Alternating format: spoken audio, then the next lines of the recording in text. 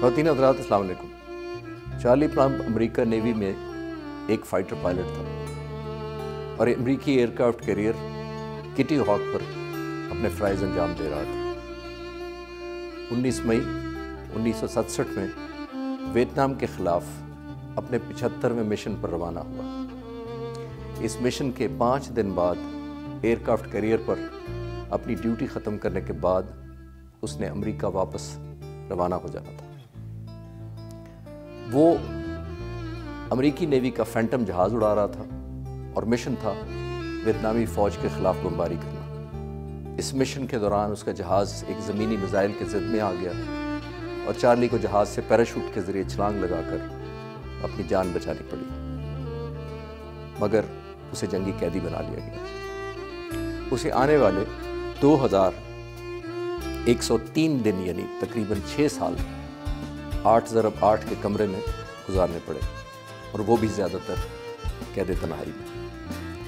وطن واپسی کے بعد اس کی ریٹائرمنٹ سے پہلے اس نے کچھ سال دوبارہ فلائنگ کی۔ ریٹائرمنٹ کے کئی سال بعد وہ اپنی بیوی کے ساتھ کینسس سٹی کے ایک ریسٹورنٹ میں کھانا کھا رہا تھا کہ اس نے محسوس کیا کہ ایک دوسری میز پر بیٹھا شخص چارلی کو مسلسل گھور رہا ہے۔ کچھ دیر بعد وہ شخص اٹھ کر چارلی کی میز پر آیا اور کہا کہ تم نے ویتنام کی جنگ میں حصہ لیا ہے؟ چارلی نے کہا ہاں۔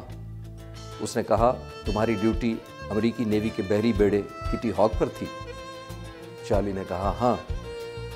اس شخص نے مزید کہا کہ تمہارا جہاز آخری مشن میں دشمن کا نشانہ بن گیا تھا اور تم نے دشمن کے علاقے میں پیراشوٹ سے چھلانگ لگا کر اپنی جان بچائی تھی؟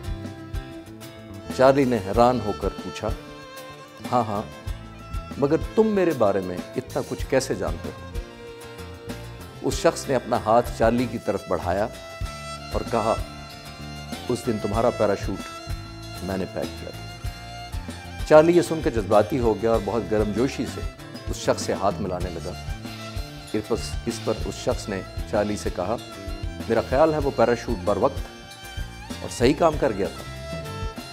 چارلی نے کہا یقیناً، اگر وہ نہ کام کرتا تو میں آج یہاں نہ ہوتا۔ چارلی کہتا ہے اس واقعے کے بعد میں پوری رات سو نہ سکا۔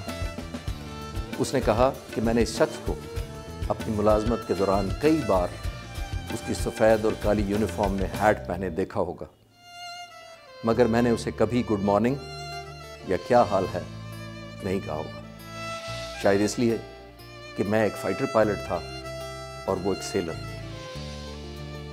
چارلی کئی دن تک یہ سوچتا رہا کہ اس نے بحری بیڑے میں سب سے نچلی سطح پر کئی گھنٹے میرا پیراشوٹ کے سلکی کپڑے اور اس کی ڈوریوں کو احتیاط سے پیک کیا ہوگا، یہ جانے بغیر کہ اس پیراشوٹ کو استعمال کب، کہاں اور کون کرے گا اور کن حالات میں۔ یہ سب واقعہ جاننے کے بعد مجھے بھی ایئر فورس میں سروس کے دوران پیراشوٹ سے چھلانگ لگانے کی اپنی ٹریننگ یاد آ گئی۔ میں یہاں یہ بتاتا چلوں کہ ایک فائٹر پائلٹ کی ٹریننگ کے لیے پیراشوٹ سے چھلانگ لگانے کی ٹریننگ کرنا لازم نہیں ہوتا، کیونکہ فائٹر جہاز میں لگی ہوئی سیٹ ایجیکشن ہینڈل کھینچنے کے بعد آٹومیٹک فائر ہو جاتی ہے اور نہ صرف راکٹ فائر کر کے پائلٹ کو جہاز سے باہر پھینکتی ہے بلکہ پیراشوٹ بھی خود بخود کھلتا ہے۔ ایک نوجوان فائٹر پائلٹ کے طور پر میں نے اس کورس کے لیے والنٹیئر کیا اور مجھے اجازت مل گئی۔ میں ان دنوں پشاور کے 15 اسکواڈرن میں پوسٹڈ تھا اور خوش قسمتی سے یہ کورس پاکستان کے اسپیشل سروسز گروپ یعنی کمانڈو ٹریننگ کے تحت پشاور میں ہی ہوا کرتا تھا۔ اس کورس کے دوران پیرا ونگ حاصل کرنے کے لیے 5 مرتبہ آپ کو C-130 سے چھلانگ لگانی پڑتی ہے۔ چارلی کی بات سننے کے بعد مجھے بھی احساس ہوا کہ ان 5 جمپس کے دوران 5 مختلف مرتبہ میرا پیراشوٹ بھی کسی نے پیک کیا، جس نے 5 مرتبہ میری زندگی بچائی، مگر میں نے نہ تو پیراشوٹ پیک کرنے والے کے بارے میں کبھی جانا اور نہ ہی اس کا شکر گزار ہوا۔ دوسری طرف اگر ہم اپنی روزمرہ زندگی کی طرف نظر دوڑائیں تو ہمیں یہ احساس ہوگا کہ تمام انسانوں کو اپنی زندگی میں اپنی مختلف ضرورتوں کے لیے ایک دوسرے پر انحصار کرنا پڑتا ہے۔ جب ہم کسی کے کام آتے ہیں تو ہم بھی ایک دوسرے کے لیے پیراشوٹ پیک کرتے ہیں، لیکن اس پیراشوٹ کی مختلف شکلیں ہو سکتی ہیں۔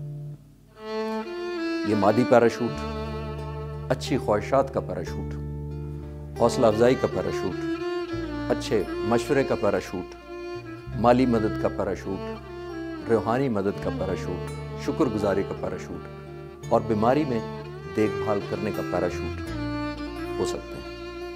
مگر زندگی کی رفتار اتنی تیز ہو گئی ہے کہ ہم ٹیکنالوجی کے حصار میں اس حد تک گھر گئے ہیں کہ انسانی رابطے کم سے کم ہوتے جا رہے ہیں اور ہمارے رشتوں کے پیراشوٹ کا سلک دھندلا ہو گیا ہے اور اس کی ڈوریاں کمزور ہو گئی ہیں۔ یہی وجہ ہے کہ ہم آمنے سامنے ہونے کے باوجود زیادہ تر ٹیکنالوجی اور موبائل فون کے ذریعے ایک دوسرے سے رابطے میں رہتے ہیں۔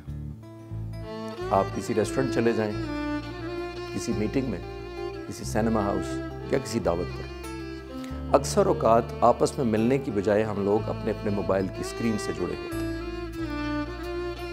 ضرورت اس بات کی ہے کہ ہم زندگی کی رفتار کو برقرار ضرور رکھیں، مگر اپنے ارد گرد ہونے والے واقعات اور موجود انسانوں کے موجود ہونے کا احساس نہ چھوڑیں، خاص طور پر ان لوگوں کا جو زندگی کے اس جمپ میں آسانیاں پیدا کر کے ہمارا پیراشوٹ پیک کرتے ہیں۔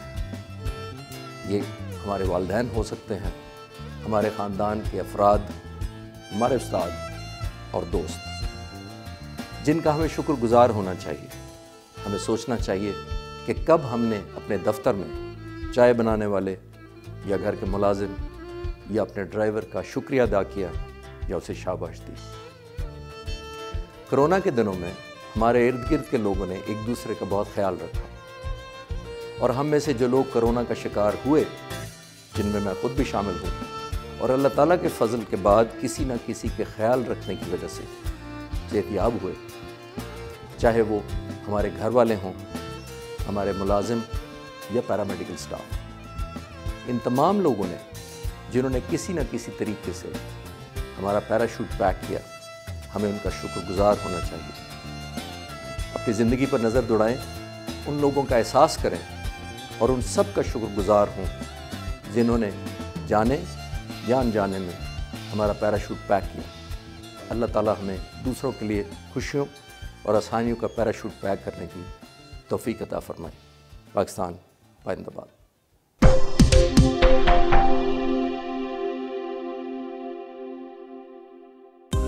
مزید ایسی ویڈیوز دیکھنے اور جاننے کے لیے آپ ہمارے چینل کو سبسکرائب کیجیے۔